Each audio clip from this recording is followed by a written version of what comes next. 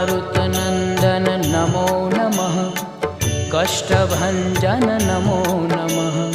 असुरनिकन्दन नमो नमः। श्रीरामदूतं नमो नमः।